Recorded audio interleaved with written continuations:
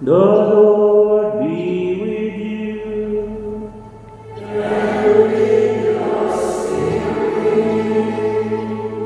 A reading from the Holy Gospel according to Matthew.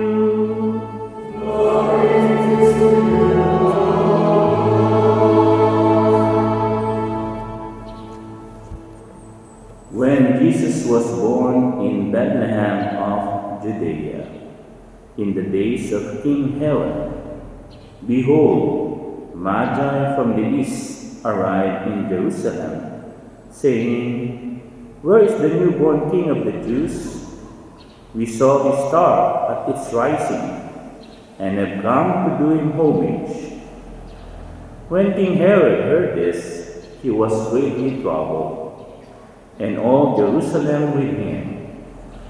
Assembling all the chief priests and the scribes of the people, he inquired of them where the Christ was to be born.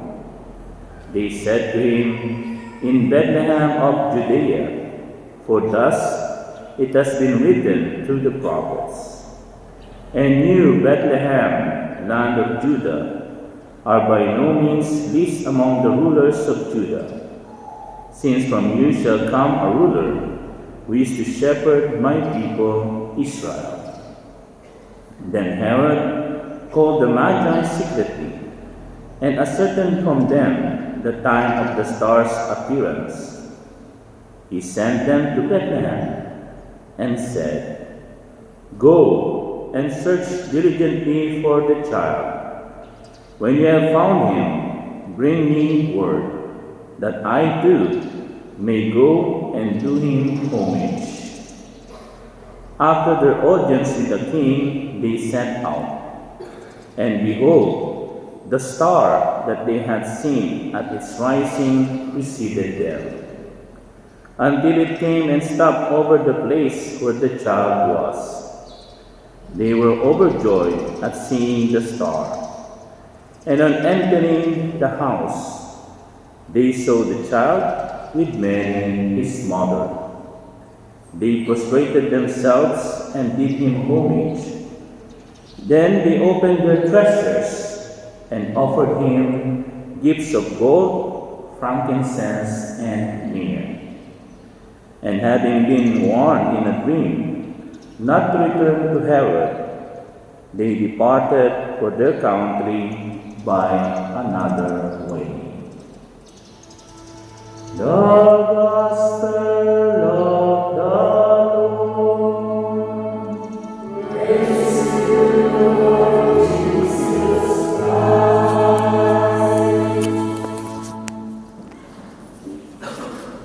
Good morning, brothers and sisters. Batiin niyo naman yung katabi, nasa likod. Good morning and happy Three Kings. And Happy New Year na rin, no? Tanungin ko nga kayo, kilala niyo ba itong Three Kings? O, Three Magi? May isang teacher na nagtanong sa kanyang mga estudyante na hindi nag-aaral. No? Tinanong niya, "What is the name of these three kings?" Sagot ng isa, "Tito Big and Joey." Hindi. Tapos yung taga-visitation tinanong, "Sino yung three Magi?" Si Father Jim, si Father Apian, at saka si Father Jeremy. Hindi. At mayroong isang matapang na sumagot, "O ikaw, sinong pangalan? Anong pangalan ng three kings?" At sabi nung ni Pedro, kilalang kilala, sabi niya, "Ma'am, madali lang yan." Sige nga, sagutin mo nga ako, anong pangalan ng three kings? Sabi niya, Burger King, Tapa King, at Chow King. Hindi, no? The correct answer is Melchor, Gaspar, and Balthasar. Alam niyo po, they put doubts on the existence of these three Magi. But the reality is, they exist. Why? Because they have relics. No? Ano ba yung relics? Yun yung mga buto o gamit ano ng mga santo. At saan matatagpuan itong relics ng mga three kings? Alam niyo kung saan? Sa church or basilica ng Cologne sa Germany. Yan nga sa kanila, fiesta or solemnity na yun. No? Because we have their relics. No? Of course, yung regalo, wala na. No? But you know, it is very interesting. No? That's why we will focus on two things that happens in the Epiphany. And remember, these three magi symbolizes or represents the whole world. No?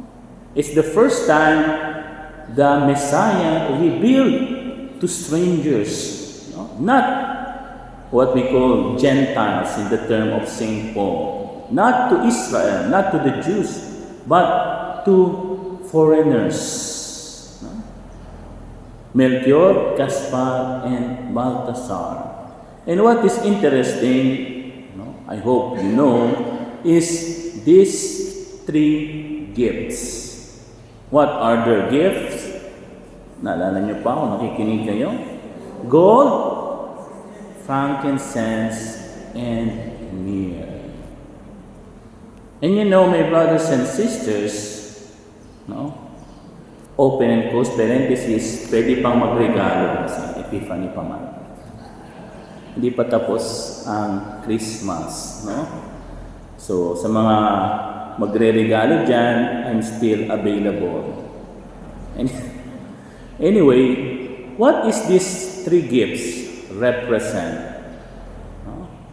Sa inyo or sa akin, what does this gold, frankincense, and myrrh represents? Ano ba yung frankincense? Nakakita na ba kayo ng frankincense? Yun yung monster kasama ni Dracula. Hindi ba yun? Frankenstein pala. Masyado kasi kayong serious eh.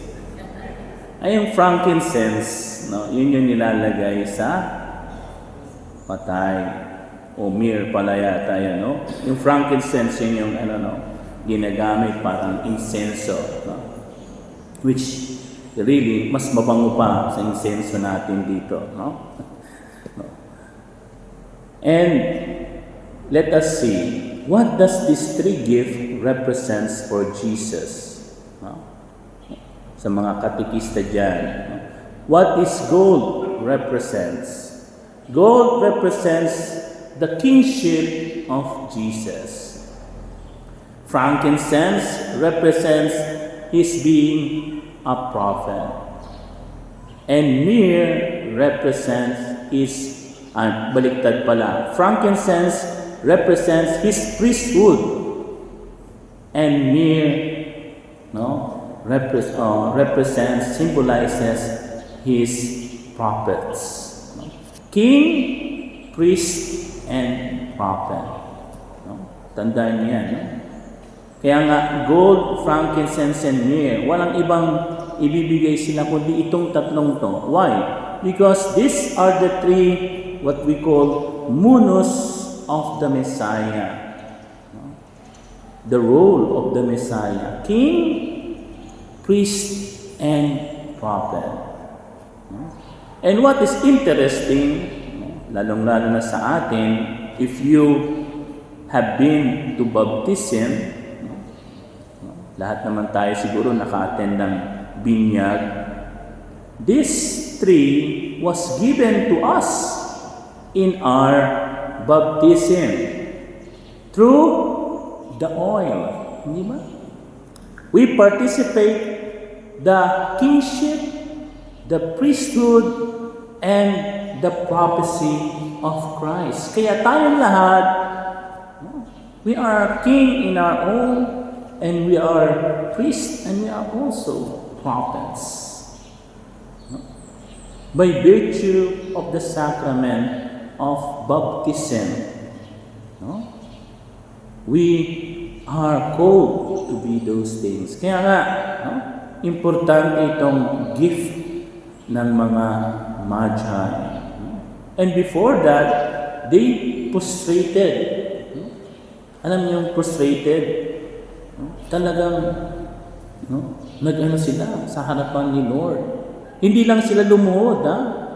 Iba yung pagluhod sa pag-prostrate. Parang yung pare, di ba? Remember, when the priest is ordained, what do the priest do? He prostrate before the altar. No? Sign of total offering and adoration to the Lord. Sana, no? Let us offer ourselves to the Lord.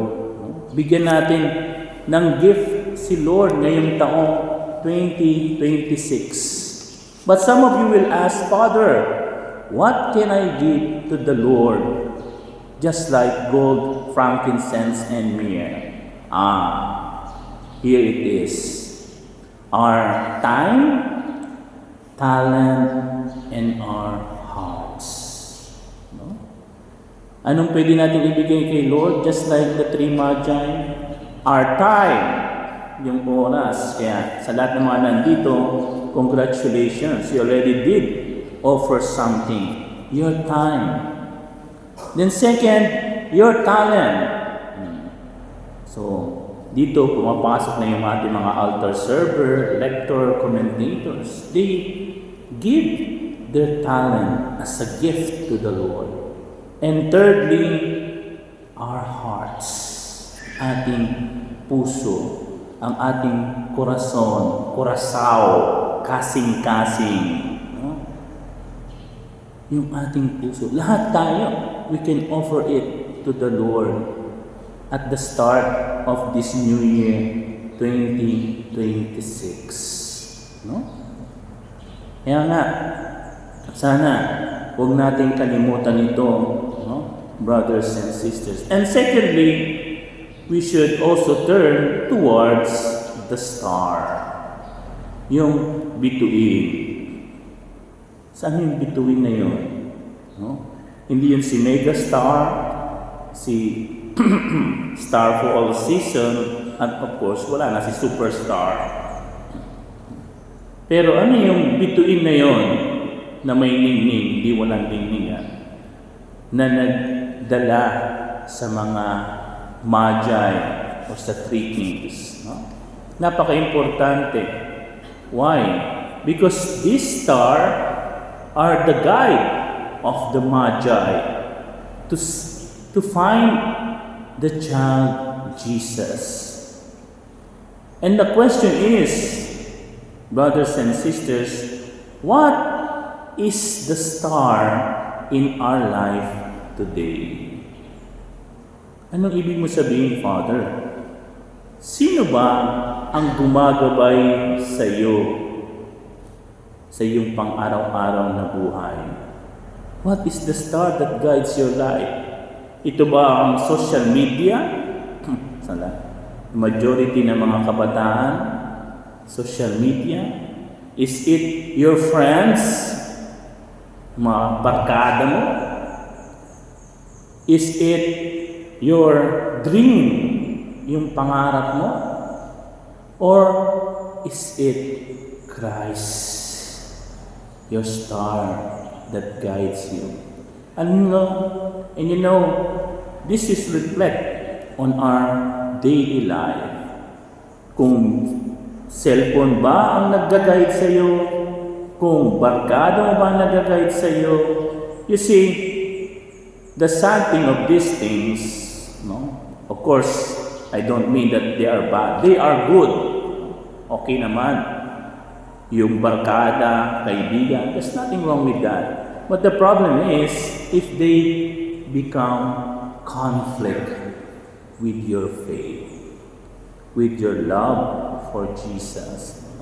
Yung iba, dahil sa magdamag na nasa cellphone, hindi na makapagsimba sa linggo. Yung iba naman dahil sa barkada, nag-Sabado nights, 10, Sabado nights, wala rin. Hindi na makasimba dahil may hangover pa. Dahil sa barkada. No? Yung iba naman, yung bisyo. No? Ano ba yung bituin na naggagabay sa ating buhay? And in our gospel, in our faith, it teaches us, let Christ be your star, your guide this year. Hayaan niyo si Lord ang mag-guide sa inyo ngayong taong 2026. Kasi kung barkada, kung social media, I will tell you, baka hindi pa dumating ang June, ay depressed ka na, bagsak ka na. Hindi ako nanguhula, but it is based on human experience. Asa na yung barkada mo pagdating ng ikay nasa problema na? Asa na yung cellphone mo pag ikay nakahiga na sa ospital? Where are you? Only Christ will be there for you. I'll be there for you, sabi ni Lord. I'll be there for you. Put Christ, let Him be the star that guides your life this year. Of course, those things are good, but put them secondarily or thirdly. And what is important is the challenge for all of us. Let me and you be the star also. Kailangan ako at ikayo ay maging bituin din na magdadala sa iba kay Kristo. Kasi what is the use of us here in the Holy Mass as Catholic and receive all the sacrament, binyag, kumpil, kasal, komunyon, confession, if you and me cannot be that star that leads others to Christ. Tanong, mga magulang, mga teacher, lahat tayo, have we lead somebody or someone or our loved ones, do we lead them to Christ last year, 2025? Magandang tanongin natin ang sarili natin. Sino bang nadala ko kay Kristo last year? And can I still be a star to lead my loved ones to Christ this year? Nakakalungkot, no? Sabihin ng nanay, anak, magsimba ka, linggo ngayon. Magtatanong yung anak, Nay, kayo nakapagsimba na? Ay hindi, ikaw na lang. Di ba? An examination of conscience. No? Examination of conscience is sa mga nandito ngayon. Where is your husband? Where is your wife? Where is your children? Asan sila? No. If you are the star that leads them to Christ, you should be a family serving and loving the Lord. Di po ba? And this is a challenge. Kasi maraming challenge sa social media. But the first challenge for us this year is to become that star. Hindi ko sinasabing maging mega star. Star for all season kayo. Iba yun. No? I mean, to be the star that leads others to Christ. Alam nyo, isang tao lang, nasa Bible ba? isang tao lang madala nyo kay Kristo, all heavens will celebrate of one soul you lead to Christ. And perhaps, and I hope, that you can lead many souls to Christ this year, 2026. And let this be our intention, asking the Lord, our Blessed Mother, and Saint Melchior, Caspar, and Balthasar, the three Magi, that we too may become stars for our brothers and loved ones.